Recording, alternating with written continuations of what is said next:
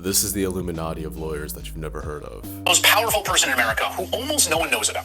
If I were to draw a Venn diagram of who's the most powerful person with the least name recognition, the person in the middle of the circles is Leonard Leo. Now, maybe you've heard of him. He is the longtime vice president of the conservative legal organization, the Federalist Society, whose mission he once described as creating a kind of conservative pipeline to take over the courts. So just to get you up to speed, a billionaire wanted Handmaid's Tale to be nonfiction. So before he croaks, he set up a $1.6 billion slush fund so that Slenderman over here can corrupt the Supreme Court and every other lawyer and judge in America. It's like if Voldemort decided to split his soul up into judges instead of Horcruxes because banning the morning after pill and condoms was more fun than bullying a 12-year-old. Leonard Leo, free to do what he wants to do, but Americans need to know who Leonard Leo is. They've heard the name, they need to know he is responsible for the right of women to choose being taken away for the first time in a half century. That's his right. That's his life goal. He did it.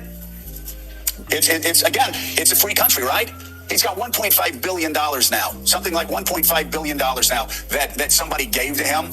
The cult that he runs is called the Federalist Society, and it's kind of fitting that we talk about them during the Olympics because every fucking year they win gold for gaslighting every female, for selling them out to the two worst billionaires living in America. As a conservative money man, as the Post reports. And he expanded that role even after President Obama took office, especially in the wake of the 2010 Citizens United ruling, which opened the door for unlimited corporate spending in politics. Of course, the irony being that Leonard Leo himself helped bring about that awful ruling by putting several conservatives who voted for it on the court itself. So in the early 2000s, Leonard over here is like, hey, my only black friend, my pro-genocide, anti-climate buddies want to buy out more of the American government. And Clarence is over like, oh man, me and my wife would love to take more money, but like, if you give us any more, it's going to look like a bribe, which is still technically illegal. Wink, wink.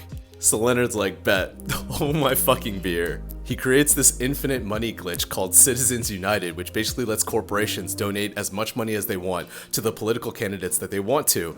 And then he goes back to the billionaires to be like, hey, I want more money to go bribe more judges. And then the judges are like, oh, yep, I got more money. Let me write more laws so that the billionaires can make more money. And then they're like, oh, wait, guys, but it's not a bribe if I get it as a tip and I get it 3 days after I write the law.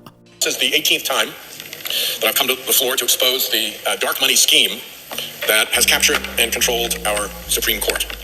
Over the last 2 years, I've over and over exposed how dark money operatives, working from the shadows, have installed Supreme Court justices, handpicked by the minions of far-right donors.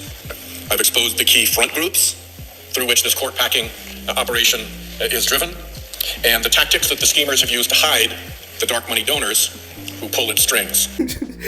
This man has done this presentation 18 times on poster. He doesn't have a keynote, doesn't have like a PowerPoint template or Google Slides. He's just like, hey guys, they're buying our government. Can we fucking stop them?